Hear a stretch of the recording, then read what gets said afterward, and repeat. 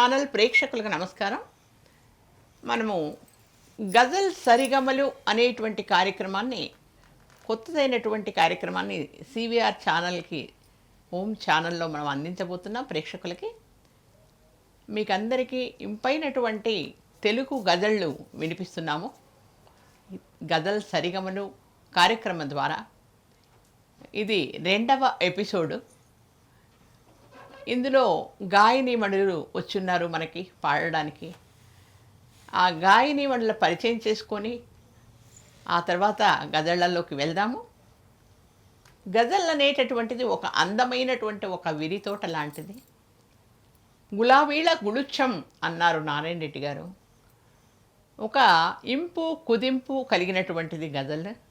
గాఢత, క్లుప్తత, గూఢత కలిగినటువంటిది గజల్. కాబట్టి అలాంటి గజల్ని పరిచయం చేసుకోబోయే ముందర, ఇంకా గజల్ పాడే ముందర నన్ను నేను పరిచయం చేసుకొని తర్వాత గాయని మండలిని కూడా పరిచయం చేస్తాను. అలాగే వాళ్ళు కూడా స్వపరిచయాన్ని చేసుకుంటారు. నా పేరు డాక్టర్ గడ్డం శ్యామల. నేను గజల్ కవయిత్రిని. అంతేకాకుండా వ్యాసాలు, విమర్శలు, వచన కవిత్వం ఇవన్నీ కూడా రాశాను. వాటిల్లో గజల్ అంటే చాలా ప్రేమ నాకు.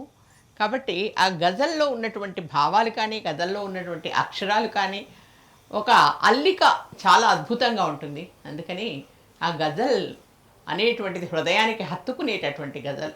అటువంటి గజళ్ళు పాడడానికి ఇప్పుడు మీ ముందుకు వచ్చారు మరి హిమజా రామం గారు. తను చక్కటి గజల్ గాయని. వేదికల మీద కూడా తన గానాన్ని వినిపించారు. గజల్ గానాన్ని మృదు మధురమైనటువంటి గళంతో చక్కటి గజళ్ళని ఎన్నో వినిపించారు వేదికల పైన. అలాంటి హిమజారామం గారు తన స్వపరిచయాన్ని మళ్ళీ చేసుకోవాల్సిందిగా కోరుతున్నారు. అందరికీ నమస్కారం అండి. నా పేరు హిమజారాము. నేను తెలుగులో గజళ్లను ఆలపిస్తూ ఉన్నాను. నన్ను ఈ కార్యక్రమానికి ఆహ్వానించిన సివిఆర్ హోమ్ ఛానల్ వారికి మరియు గడ్డం శ్యామల మేడం గారికి ధన్యవాదాలు. హిమజారామం తర్వాత మరొక గజల్ గాయని ఈ రోజున మనకి చాలా దూరం నుండి వచ్చారు. అరుణకీర్తి పతాకారెడ్డి గారు. తను మొట్టమొదటిసారిగా మన ఈ సివిఆర్ హోమ్ ఛానల్కి రావడం, తన గజల్ గానాన్ని వినిపించడం జరుగుతుంది. చాలా వర్ధమాన గాయని తను. ఇప్పుడిప్పుడే గజళ్లను చదువుతూ, గజళ్ళని అర్థం చేసుకుంటూ, సునిశ్చితంగా పరిశీలిస్తూ, గజల్ గానంలో తనంతట తానుగా తాను సరిదిద్దుకుంటూ ముందుకు వెళుతూ ప్రగతిని సాధిస్తున్నటువంటి గాయనిమణి అరుణకీర్తి పతాకారెడ్డి గారు. తను తన స్వపరిచయాన్ని తను చేసుకుంటారు. అరుణ, నన్ను ఇక్కడికి ఆహ్వానించిన ఓం ఛానల్ వారికి, అమ్మగారికి, అందరికీ హృదయపూర్వక ధన్యవాదాలు తెలియజేస్తూ, నేను వరంగల్ నుంచి వచ్చాను. నా పేరు అరుణకీర్తి పతాకారెడ్డి. నేను తెలంగాణ ఉద్యమ సమయంలో 2 పుస్తకాలను రచించాను. పోరుపిడికిలి, ఉద్యమ గీతాలు అనేది. అవి నాకు మంచి పేరు తెచ్చిపెట్టాయి. ఆ గానం నాకు వాటితోనే పెద్ద పేరు వచ్చింది. ఆ తర్వాత గజల్కి సోంపాక సీత గారు ద్వారా శ్యామల అక్క గారు పరిచయం అవ్వడం, ఈ గజల్లోకి ఎంట్రన్స్ ఇలా వచ్చింది. దైవం అనుకూలించిందేమో ఈరోజు ఇక్కడికి రావడం చాలా సంతోషంగా ఉంది. మనకి అసలు గజల్ అనేటటువంటిది ఒక హృదయాన్ని కదిలించేటటువంటిది. చాలా సంతోషం. అరుణకీర్తి పతాకారెడ్డి గారు వరంగల్ నుంచి రావడం అంటే ఆ గజల్ మీద ఎంత ప్రేమ ఉంటే తను వచ్చారు అనుకోవచ్చు. ముఖ్యంగా ఈరోజు వచ్చినటువంటి 2 గాయనీమణులు కూడా తెలంగాణ ఉద్యమంలో పాల్గొన్నటువంటి, ప్రత్యక్షంగా కానీ పరోక్షంగా కానీ పాల్గొన్నటువంటి వాళ్ళు. అలాగే హిమజారామం గారు వాళ్ళ అమ్మగారి తెలంగాణ గజల్ కావ్యం రాస్తే అందులోని గజళ్ళు కూడా పాడినటువంటి వారు.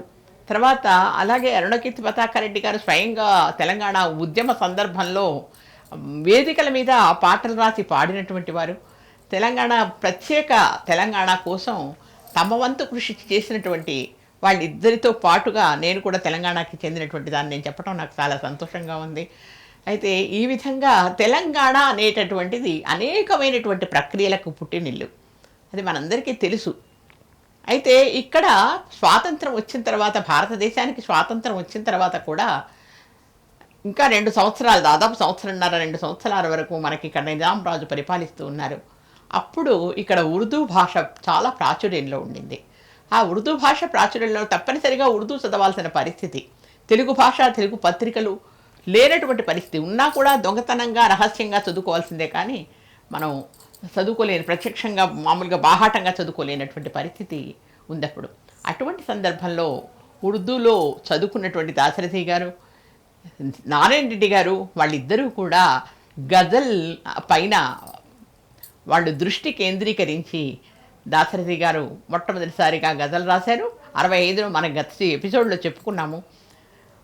ఆ తర్వాత నారాయణ రెడ్డి గారు మళ్ళీ 20 సంవత్సరాల తేడా వచ్చింది. ఆ తర్వాత ఆ 20 సంవత్సరాల అనంతరము మళ్ళీ నారాయణ రెడ్డి గారు సామాజికమైనటువంటి గజళ్ళు రాయడం మొదలుపెట్టారు. దాశరథి గారు ఉర్దూలో గజళ్ళు ఎట్లా ఉన్నాయో ఆ ప్రేమ భావనలని తెలుగులో ఉలికిస్తే, నారాయణ రెడ్డి గారు ఇక్కడ సామాజికమైనటువంటి గజళ్ళు, మనుషుల మధ్య అనుబంధాలు, అమ్మ నాన్న ఇలాంటి సంబంధ బాంధవ్యాలు, లేకపోతే ఒక వైరాగ్యం కలిగినటువంటి ఒకానొక ఇది అరిషడ్ వర్గాలతో కూడినటువంటి భావనలు, ఇవన్నీ కూడా గజళ్ళుగా మలచడం అనేటువంటిది చాలా ఆశ్చర్యకరం. ఇంకొక నారాయణ రెడ్డి గారికి ఇంకొక ఉన్నటువంటి ఒక ప్లస్ పాయింట్ ఏంటి అంటే వారికి శృతి తెలుసు, లయ తెలుసు, స్వయంగా పాడుకునేటువంటి శక్తి ఉంది, గళం ఉంది. కాబట్టి వారు ఏం చేశారంటే వారి గజళ్ళని వారే స్వయంగా గానం చేసి, అప్పట్లో సీడీలుగా ఉన్నాయి, ఇంకా ఆధునికమైనటువంటి మనకి టెక్నాలజీ అంత లేనటువంటి కాలం కాబట్టి సీడీలుగా తయారు చేసి వారు వినిపించేవారు. కాబట్టి ఆ విధంగా నారాయణ గారి ద్వారా ప్రపంచవ్యాప్తంగా కూడా తెలుగులో గజల్ ఉంది అన్నటువంటి విషయం మనకు తెలిసింది. దాంతోపాటు గజల్ శ్రీనివాస్ గారు వివిధ దేశాలకి వెళ్ళి తన గజల్ కంజీరాతో పాడి, నారాయణ రెడ్డి గారి గజళ్ళు, రసరాజు గారి గజళ్ళు, మిగిలిన వాళ్ళందరివి కూడా పాడి ప్రపంచవ్యాప్తం చేశారు. ఆ విధంగా సాగుతున్నటువంటి గజల్ ప్రయాణంలో అనేక మంది కవులు, అనేక మంది గజల్ గురించినటువంటి రాసినటువంటి రచయితలు కానీ, వ్యాసాలు రాసినటువంటి రచయితలు కానీ, గాయనీమణులు కానీ, గాయకులు కానీ వచ్చారు. అయితే ఇంకా మనకు పోల్చుకుంటే రచయితలు కవుల కంటే గాయనీమణులు చాలా తక్కువ శాతంలో ఉన్నారు.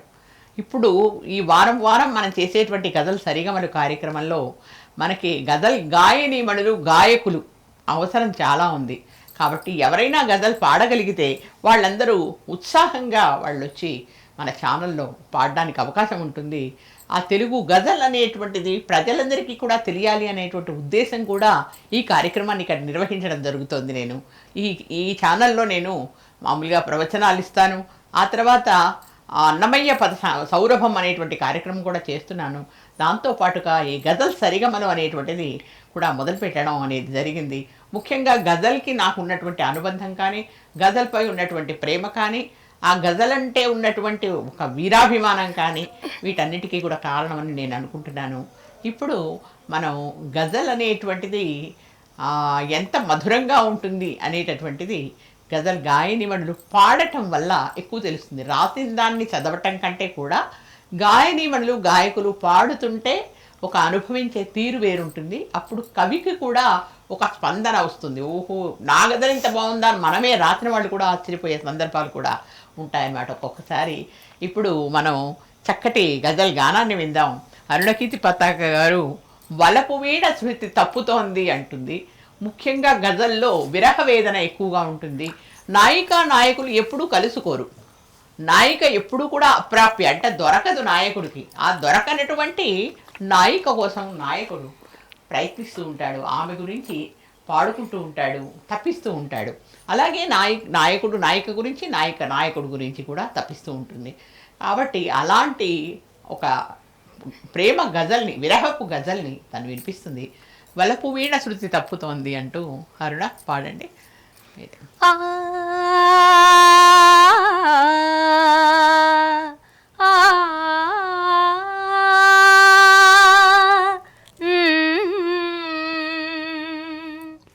వలపు వీణ తంత్రుల్లో, వలపు వీణ తంత్రుల్లో రాగం శృతి తప్పుతోంది, రాగం శృతి తప్పుతోంది. రెప్పచాటు భాష్పాలను, రెప్పచాటు రెప్పచాటు భాష్పాలను ధారలుగా రాల్చుతోంది. మానసమే కొలను కాగా, మానసమే కొలను కాగా, జలజవనిని పెంచుకుంటి, జలజవనిని పెంచుకుంటి. పూరెక్కలు విరిచేయగా, పూరెక్కలు విరిచేయగా, ఎదయశిలగా మారుతోంది, ఎదయశిలగా మారుతోంది.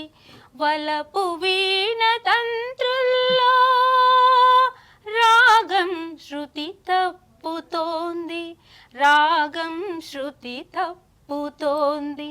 వలపు సొదలో నన్ను నేనే, వలపు సొదలో నన్ను నేనే మరిచినాను ఓ శ్యామల, మరిచినాను ఓ శ్యామల.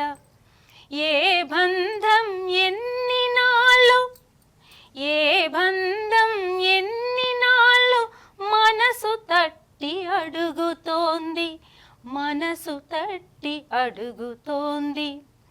విత్తు మరచి ఎత్తుకెదగా, విత్తు మరిచి ఎత్తుకెదగ, ఫలమేమిటి చూడగాను, ఫలమేమిటి చూడగాను. అంకురించు ప్రేమ మొలక జాలిగాను వేడుతోంది, జాలిగాను వేడుతోంది. ప్రేమనంటు గాయాలకు, ప్రేమనంటు గాయాలకు మందేగా గజలంటే, మందేగా గజలంటే. వలపు వీణ తంత్రుల్లో రాగం శృతి తప్పుతోంది. రెప్పచాటు భాష్పాలను ధారలుగా రాల్చుతోంది. ప్రేమనంటు గాయాలకు మందేగా గజలంటే.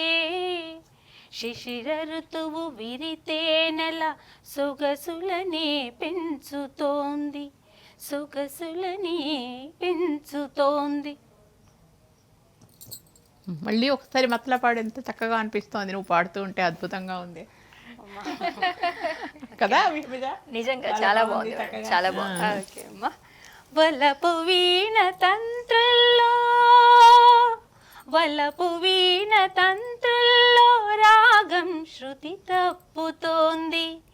రెప్పచాటు భాష్పాలను ధారలుగా రాల్చుతోంది, ధారలుగా రాల్చుతోంది. చాలా చాలా బాగుంది గజల్. ఇది నేను రాశానని గొప్ప చెప్పుకోవడం అని కాదు, కానీ వలపు వీణ తంత్రుల్లో రాగం శృతి తప్పుతోంది అంటే ఆ వీణలో ఎక్కడో తెగిపోయింది అన్నమాట. ఒక తీగ తెగిపోయి రాగం శృతి తప్పుతోంది అంటే అర్థం ఏంటంటే ప్రేమ ఫలించలేదు అన్నమాట. ఆ ప్రేమ ఫలించకపోవడం అనేటటువంటిది అక్కడ జరిగింది కాబట్టి ఆ బాధపడుతూ ఉన్నారు. ఈ ప్రేమ ఫలించకపోవడము, లేకపోతే ప్రేమికురాలు దూరం కావడము, లేకపోతే ప్రేమికుడు దూరం కావడము, ఇవన్నీ గజల్లో సర్వసాధారణంగా జరిగిపోయేవి. అట్లా జరిగినప్పుడు, నిజంగా జీవితంలో జరిగినప్పుడు ఇంకా మంచి గజళ్ళు, అతని కవి అయితే మంచి గజళ్ళు వస్తాయి. అట్లాగే మానసమే కొలను కాగా అంటే మనస్సు కొలంట్రా, అందులో జలజవనిని పెంచుకుంటి అంటే తామర వనాన్ని పెంచుకున్నాను నేను కొలంలో. కానీ ఆ తామర వనాన్నంతా కూడా తీసేశారు. ఇప్పుడు తూడులన్నీ తీసేసి చిందరవందరగా అయిపోయాయి అన్నమాట. అంటే ప్రేమ ఫలించలేదు అని చెప్పడం. ఇంకోటి ఏంటంటే ప్రేమ వలన మనసు గాయమైతే గజల్ చాలా బాగా వస్తుంది. ప్రేమ వలన మనసు గాయమైపోతుంది కదా, ఆ గాయమైనప్పుడు చక్కటి గజల్ కవి నుంచి వస్తుందన్నమాట. ఇది అద్భుతంగా ఇటువంటి గజళ్ళు ఎన్నో మనకి దాశరథి గారు మొదలుకొని ప్రేమ గజళ్ళు ఎంతోమంది రాయడం జరిగింది, గజల్ కవులందరూ కూడా. ఇప్పుడు హిమజారామం గారు రమణీయం కమనీయం అని అదేనా ఒకటి పాడుతున్నారు.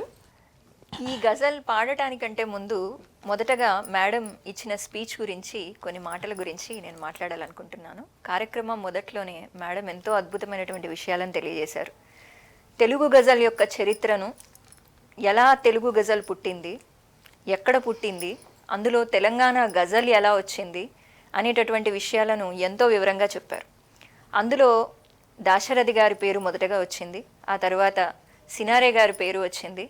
వారిద్దరూ కూడా నిజాం నవాబులు పరిపాలించినటువంటి తెలంగాణ ప్రాంతంలో ఉర్దూ భాషని వారు తెలుగు, ఇంగ్లీష్, ఆంగ్లంతో పాటుగా ఉర్దూ భాషను కూడా నేర్చుకోవటం వలన, అందులో ప్రావీణ్యత కలిగి ఉండడం వలన వారు తెలుగులో కూడా గజళ్లను రాయగలిగారు. అలా వారిద్దరి పేర్లు తలవగానే నాకు ఇంకొక గొప్ప వ్యక్తి పేరు గుర్తొచ్చింది మేడం, విఠలరావు గారు. విఠలరావు గారు విఠలరావు గారు నిజాం ప్రభువులు మన తెలంగాణ ప్రాంతాన్ని పరిపాలిస్తున్న కాలంలో సుమారుగా 7-8 సంవత్సరాల వయసులోనే విఠలరావు గారు నిజాం నవాబు యొక్క ఆస్థాన గాయకుడిగా ఎన్నికై, అందులో ఆస్థాన గాయకుడిగా ఎన్నో సంవత్సరాలు ఉండి ఉర్దూ గజళ్లను ఎంతో అద్భుతంగా గానం చేసినటువంటి మన తెలుగు వ్యక్తి, తెలంగాణ ప్రాంతపు వ్యక్తి అని చెప్పుకోవటంలో ఎంతో గర్వం దాగి ఉంది. అలా అంత గొప్ప వ్యక్తులు మన తెలుగు గజల్ కోసం తొలితరంలో కృషి చేశారు. వారి అడుగుజాడల్లో ఆ తరువాత గడ్డం శ్యామలా మేడం గారు లాంటి కవులు, మా అమ్మగారు లాంటి కవులు, ఎంతోమంది, సినారే గారు చేసినటువంటి ఒక గజల్ వస్తువు మార్పు ఏదైతే ఉందో సామాజిక అంశం, దాంట్లో కూడా గజళ్లను రాస్తూ కొనసాగిస్తూ వస్తున్నారు. అలా మేడం ఇంకొక మాట కూడా అన్నారు, తెలుగులో గజళ్ళు ఇంకా ఎంతోమంది రాయాలి, ముందుకు రావాలి, ఇక్కడ ఇటువంటి వేదికలపై గానం చేయాలి అని చెప్పేసి ఎంతో గొప్ప విషయాన్ని చెప్పారు. అలా నిజంగానే ఇవాళ ఇందాక అరుణ గారు ఎంత అద్భుతంగా పాడారు.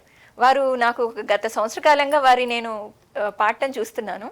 అలా గజల్ ఆ మాయాజాలం అలా ఉంటుంది. 2011లో మేలో మా అమ్మగారు తొలిసారి గజళ్ళు రాయటం మొదలుపెట్టినప్పుడు నేను 2011 జూన్లో నాకు అది గజల్ అని తెలియకుండానే పాడాను. ఇంకొకటి తెలంగాణ రాష్ట్ర సాధన పోరాటంలో కూడా ఆ గజల్ అనేది ఎలాగా మేము వేదిక మీద వినిపించామనేటటువంటి ఆ విషయాన్ని కూడా ఇక్కడ ప్రస్తావించినందుకు మేడం గారికి ధన్యవాదాలు. అది మాకు గజల్ అని తెలియకుండానే మొదట పాడి, తరువాత గజల్ అంటే ఏమిటి, అసలు ఆ గజళ్ళు గానంలో కానీ రాయడంలో కానీ ఎన్ని నియమాలు ఉంటాయి అనేది నేర్చుకోవటానికి కొన్ని సంవత్సరాల సమయం పట్టింది. అది నేర్చుకున్న తరువాత ఆ ప్రపంచంలోనే మనం ఉండిపోతాం. అంత గొప్ప సబ్జెక్ట్ ఇది గజల్ అనేది. మేడం రాసినటువంటి గజల్ ఇప్పుడు నేను గానం చేస్తాను. కళలు రమణీయమైనవి, కమనీయమైనవి, నిత్య సౌందర్యమైనవి అని తెలియజేసేటటువంటి గజల్ ఇది. మాతృభాషను కాపాడుకోవటం అంటే మన గౌరవాన్ని మనం కాపాడుకోవడం అనే ఒక అద్భుతమైన విషయాన్ని కూడా ఒక షేర్లో తెలియజేశారు మేడం. ఇంకోటి, కళలు ప్రదర్శిస్తున్న వారికే కాదు, వీక్షిస్తున్న వారికి కూడా మనసుని శుద్ధి చేస్తాయి అనే ఒక మంచి నిజాన్ని ఇందులో తెలియజేశారు. అలాగే కళాకారుల ప్రదర్శన వెనుక కఠోరమైన శ్రమ దాగి ఉంటుంది. అందుకే జీవితకాలపు శ్రమ, కళాకారులది జీవితకాలపు శ్రమ ఇక్కడ వేదికల మీద యుగాల పాటు నిలిచిపోయి ఉంటుంది. కళలు అనేవే యుగాల పాటు నిలిచి ఉంటుంది అని ఇంత అద్భుతమైన విషయాలను ఈ గజల్లో తెలియజేశారంటే మేడం గారు, ఏ కళ అయినా సరే భగవద్భావం, ఆత్మరసయత దాగి ఉంటాయి అని చెప్పేసి ఆ గజల్ ముగుస్తూ ఉంటుంది. గజల్ వినండి. రమణీయం కమనీయం సాహిత్యం సుందరమే, రమణీయం కమనీయం సాహిత్యం సుందరమే, సంప్రదాయ సత్యశక్తి, సంప్రదాయ సత్యశక్తి, సంగీతం సుందరమే, రమణీయం కమనీయం సాహిత్యం సుందరమే. పద్య గద్య వచన కవితలందించుచు కలం కదులు, పద్య గద్య వచన కవితలందించుచు కలం కదులు, సృజన శక్తి పెంపొందగా, సృజన శక్తి పెంపొందగా, కథాత్మకం సుందరమే, రమణీయం కమనీయం సాహిత్యం సుందరమే. మాతృభాష మరువకుమా సుగంధాల మరువముగా, మాతృభాష మరువకుమా సుగంధాల మరువముగా, తెలుగు భాష నేర్పునట్టి తెలుగు భాష నేర్పునట్టి సంస్కారం సుందరమే రమణీయం కమనీయం సాహిత్యం సుందరమే మనసు పాడు మధుర గీతి కోయిలమ్మ సరాగాలే మనసు పాడు మధుర గీతి కోయిలమ్మ సరాగాలే మనోమాల్యం తుడిచేయు సంగీతం సుందరమే రమణీయం కమనీయం సాహిత్యం సుందరమే ఊహా చిత్రము కుదిరెను కుంచెలతో రంగులద్దా ఊహా చిత్రము కుదిరెను కుంచెలతో రంగులద్దా మదిమీటిన హృదయ వీణ కల చిత్రం సుందరమే రమణీయం కమనీయం సాహిత్యం సుందరమే ఉలిని పట్టి శిలను చెక్కి పనిని పట్టరాదోయి ఉలిని పట్టి శిలను చెక్కి పనిని పట్టరాదోయి కలకాలం నిలిచిపోగా కళ రూపం సుందరమే రమణీయం కమనీయం సాహిత్యం సుందరమే శివుడు నెచ్చె నృత్య రీతి అభినయించు ఓ శ్యామలా శివుడు మెచ్చె నృత్య రీతి అభినయించు ఓ శ్యామల కలువ కనుల భాష్యమెంపు రసనాట్యం సుందరమే రమణీయం కమనీయం సాహిత్యం సుందరమే గజలు పజిలె విప్పి చూపగ కలలు కారణమాయనే గజలు పజిలె విప్పి చూపగ కలలు కారణమాయనే రసిక మదిని తడి చేయగ మనసు సుమం సుందరమే రమణీయం కమనీయం సాహిత్యం సుందరమే సంప్రదాయ సత్యశక్తి సంగీతం సుందరమే రమణీయం కమనీయం సాహిత్యం సుందరమే సాహిత్యం సుందరమే సాహిత్యం సుందరమే చాలా బాగా పాడావు పూజ. ధన్యవాదాలు మేడం. బాగుంది. అయితే నిజంగా నా గజలు తనే వ్యాఖ్య చేసింది, చాలా చక్కటి వ్యాఖ్య. మన గజలు మనం చెప్పడం కంటే వేరే వాళ్ళు చెప్తేనే ఇంకా చాలా అద్భుతంగా ఉంటుంది. చక్కటి వ్యాఖ్యానం చేసింది. ముఖ్యంగా తను అన్నట్లుగా మనము కళలు, లలిత కళలు ఏవైతే అనుకుంటామో, సంగీతం కానీ, చిత్రలేఖనం కానీ, శిల్పం కానీ, ఇలాంటివన్నీ కూడా లలిత కళలు ప్రతి మనిషికి ఒక కళ అనేటువంటి తప్పనిసరిగా ఉంటుంది. అది హృదిలో ఉన్నది వాళ్ళ నుంచి బయటికి తీయడం కష్టం, కానీ తీసిన తర్వాత వాళ్ళు ఆగరు. ఇంకా ఎవరైనా కొంచెం ప్రోత్సాహం ఇచ్చి ఆ కళని కనుక బయటికి తీసుకొస్తే ఆ కళ విజృంభించేస్తుంది. కాబట్టి ఇటువంటి కళలన్నీ కూడా హృదయాన్ని రంజింపచేసేటువంటి కళ. కళాహృదయం ఉన్నటువంటి వాడు ఎప్పుడు కూడా కఠినత్వం ఉండదు వాళ్ళకి. ఇప్పుడు గజల్ రాసేవాళ్ళు కూడా అందరూ కూడా సున్నిత హృదయులై ఉంటారు. వాళ్ళకెవ్వరికీ కూడా సాహిత్యం రాసేవాళ్ళే అంత, అందులో మరీ గజల్ రాసే వాళ్ళకి కఠినత్వం ఉండనే ఉండదు. చాలా సుకుమారమైనటువంటి హృదయం కలిగినటువంటి వాళ్ళు ఉంటారు. కాబట్టి ఆ మంచి గజల్ రాసేటటువంటి వాళ్ళంతా కూడా సహృదయత ఎక్కువగా ఉంటుంది. ఇందులో ఏంటంటే మాతృభాష గురించి కూడా చెప్పు. మాతృభాష అనేటువంటిది ఎంత అద్భుతమైనటువంటిది. మాతృభాష అడుగంటిపోతూ ఉన్నటువంటి ఈ సమయంలో గజల్ మొదలైనటువంటి ప్రక్రియలన్నీ కూడా వ్యాప్తం చెందాల్సినటువంటి అవసరం మనకి ఎంతో ఉంది. ఒక చోట ఎక్కడో నేను అన్నమయ్య పదాల గురించి రాసుకునేటప్పుడు, పాటల గురించి రాసుకునేటప్పుడు చెప్పానమాట. అచ్చమైనటువంటి తెలుగు పదాలతో కూడినటువంటి అన్నమయ్య పాటలు విన్నా, అచ్చమైనటువంటి తెలుగు సులభమైనటువంటి శైలి కలిగినటువంటి గజల్ పదాలు విన్నా ప్రాణాపాయంలో ఉండి బెడ్ మీద ఉన్నటువంటి పేషెంట్ కూడా లేచి కూర్చుంటారు అని చెప్పి రాసుకున్నాను. అంటే అంత శక్తి ఉంది పదానికి అంత శక్తి ఉంది, శబ్దానికి అంత శక్తి ఉంది, అటువంటి అక్షరానికి అంత శక్తి ఉందన్నమాట. కాబట్టి అటువంటి ఆ సాహిత్యం కానీ, సంగీతం కానీ, శిల్పం కానీ, చిత్రలేఖనం కానీ, ఇవన్నీ ఏ కళ ఒకదానికి ఒకటి తీసిపోనివి. ఎవరికి ఏ కళకి ఆ కళే సాటి అన్నమాట. అటువంటి అన్ని కళలకి సంబంధించినటువంటి గజల్ని, నా గజల్ని, నేను రాసినటువంటి గజల్ని బాగా పాడింది తను.